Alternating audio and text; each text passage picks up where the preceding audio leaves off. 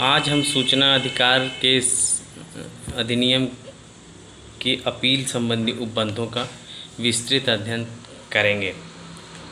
अगर आपने अभी तक हमारे चैनल को सब्सक्राइब और शेयर और लाइक नहीं किया है तो कर लें, क्योंकि इसके पहले भी कई वीडियो इस चैनल पर डाले जा चुके हैं। उनको देख करके आप सारे प्रावधानों को समझने का एक एक कर करके सारे प्रावधानों को समझने का धीरे धीरे प्रयास करेंगे।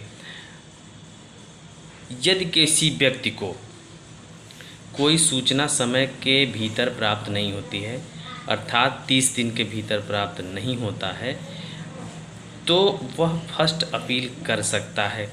कब? पहली चीज़ तो वो 30 दिन का समय समाप्त हो जाए।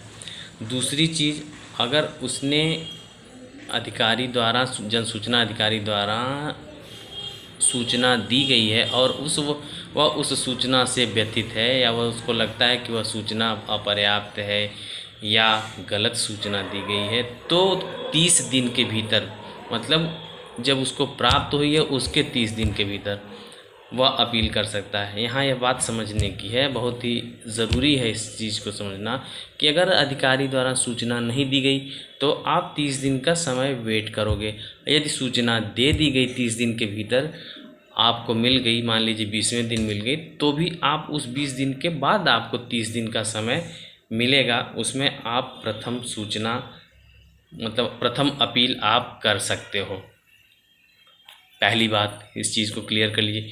दूसरी चीज़, यदि ऐसा अधिकारी 30 दिन की अवधि की समाप्त, मतलब प्रथम अपीली अधिकारी जो है 30 दिन की समाप्ति के पश्चात भी अपील ग्रहण कर सकता है, लेकिन उसको इस बात का समाधान होना चाहिए कि अपीलार्थी समय पर अपील फाइल करने में पर्याप्त कारण से निवारित था। दूसरी चीज़ कि यदि कोई सूचना प्रकट करने के लिए धारा 11 के अधीन किए गए किसी आदेश के विरुद्ध की जाती है, वहाँ संबंधित पर व्यक्ति द्वारा, मतलब थर्ड पार्टी द्वारा अपील उस आदेश की तारीख से 30 दिन के भीतर की जाती है। इसको हम लोग फिर समझेंगे कि धारा 11 क्या है अधिनियम की धारा 11 ये है कि यदि आप किसी थर्ड पार्टी की सूचना अधिकारी अगर थर्ड पार्टी की सूचना देना चाहता है तो पहले वो उससे पूछता है कि आप के विषय में सूचना मांगी गई है, सूचना दी जाए या ना दी जाए।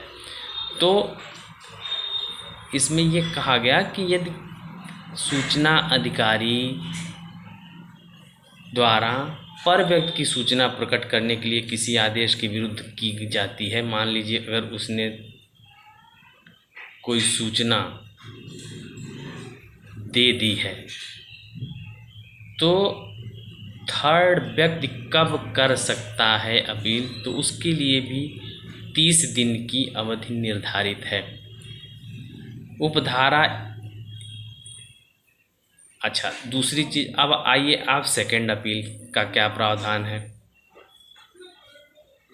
दूसरी अपील उस तारीख से जिसको विनिश्चय किया जाना चाहिए था या वास्तव में विनिश्चय प्राप्त किया गया था 90 दिन के भीतर केंद्रीय सूचना आयोग या राज्य सूचना आयोग को की जाती है। यह 90 दिन का समय ध्यान में रखने की जरूरत है। परंतु यहाँ भी वही क्लास है कि यदि 90 दिन की अवधि की समाप्ति के पश्चात भी अपील ग्रहण की जाती है, मतलब अपील फाइल की जाती है, तो राज्य सूचना आयोग या केंद्रीय सूचना आयोग उस अपील को ग्रहण कर सकता है, बशर्ते उसका यह समाधान होना चाहिए कि पर्याप्त कारण था जिस समय के भीतर वह द्वितीय अपील, सेकेंड अपील फाइल नहीं कर सका। अगली बात है कि यदि सूचना अधिकारी के निर्णय के विरुद्ध अपील की जाती है, जो किससे संबंधित है? थर्ड पार्टी से संबंधित है, पर व्यक्ति सूचना, तो उस पर व्यक्ति को सुने जाने का युक्त अवसर प्रदान करेगा कौन? राज्य सूचना आयोग या केंद्रीय सूचना आयोग। यदि सूचना अधिकारी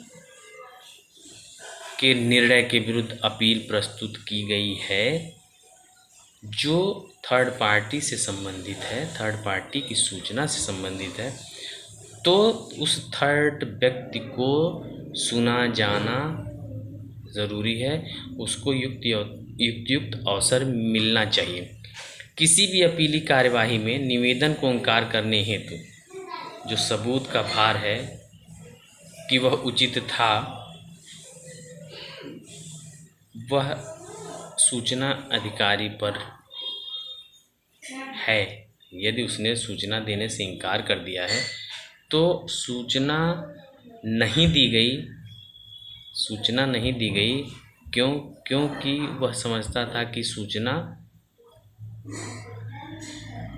जो दी गई है वह उचित, मतलब सूचना जो नहीं दी गई उसका उचित कारण था। तो ये साबित करने का भार सूचना अधिकारी के ऊपर ही है, सबूत का भार। अच्छा, अब अपील के प्राप्त होने के 30 दिन के भीतर,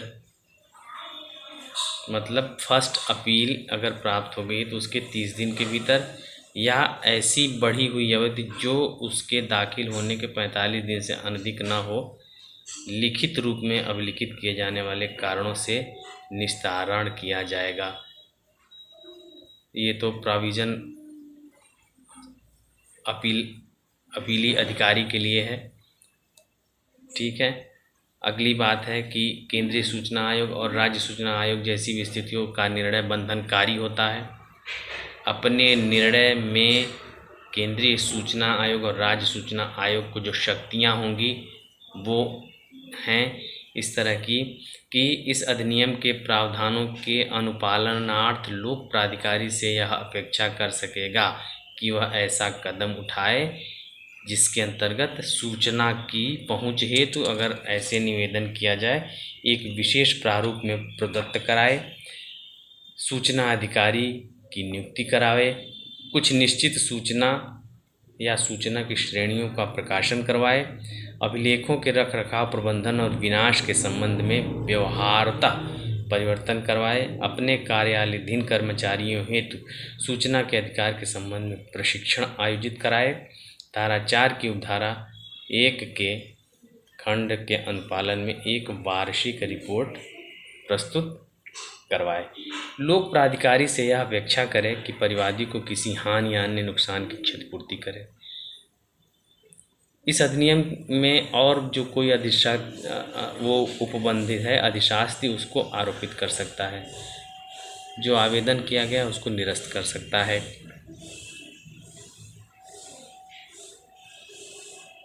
जो केंद्रीय सूचना आयोग है, जो राज्य सूचना आयोग है, जैसी भी स्थिति हो, मतलब परिवादी और लोक प्राधिकारी को अपने निर्णय के साथ अपील के अधिकार के संबंध में सूचना देगा। केंद्रीय सूचना आयोग, राज्य सूचना आयोग विधि द्वारा विहित किए जाने वाली प्रक्रिया के अनुसार अपील का विनिश्चय करता है। अब धारा 20 भी जरा सा देख लें, जिसमें पेनाल्टीज़ के विषय में बताया गया। धारा 20 जो है वो जुर्माने के रूप में कितनी शास्ति अधिरोपित की जा सकती है। वो है कि केंद्रीय सूचना आयोग या राज्य सूचना आयोग किसी परिवाद या अपील के विनिश्चय के समय यदि यह राय है कि सूचना अधिकारी ने बिना किसी युक्त कारण के सूचना देने से इनकार कर दिया है या समय के भीतर सूचना नहीं दी है या विद्वेषपूर्ण ढंग से सूचना के निवेदन को अस्वीकार कर दिया है,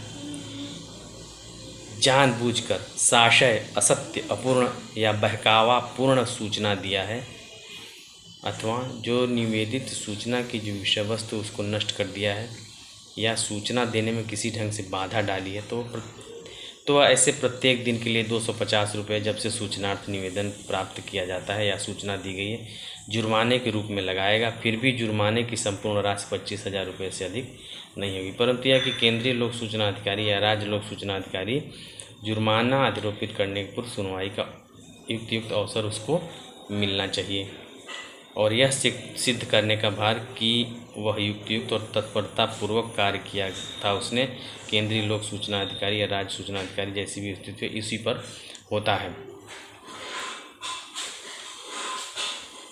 अगर केंद्रीय सूचना आयोग, राज्य सूचना आयोग किसी अपील या शिकायत का निश्चय करते समय बिना किसी युक्तियुक्त कारण और आग्रह से सूचना हेतु निवेदन को प्राप्त करने में असफल रहता है, या धारा के अधीन विनिर्दिष्ट समय के भीतर सूचना प्रदत्त नहीं की जाती है, या दुर्भाग्यपूर्ण ढंग से सूचना को निवेदन को इनकार किया जाता है, साक्ष्य असत्य, अपूर्ण व बहकावापूर्ण सूचना दी गई, तो सूचना के निवेदन की विषय वस्तु को विनिष्ट कर दिया गया है, तो सूचना हेतु प्रदत्त करने में किसी तरह की बाधा डाला है, तो वह केंद्रीय सूचना अधिकारी या राज्य लोक सूचना अधिकारी को उसके ऊपर लागू सेवा नियम के अधीन अनुशासनात्मक कार्यवाही की संस्तुति करेगा।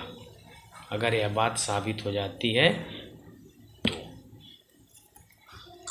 इस प्रकार यह जुर्माने और अपील संबंधी प्रावधान हम लोगों ने देखा, जिसमें फर्स्ट अपील है, सेकंड अपील है और जुर्माने संबंधी प्रावधान दिए गए। हमारे चैनल को सब्सक्राइब करिए, लाइक करिए, शेयर करिए, सब्सक्राइब करिए।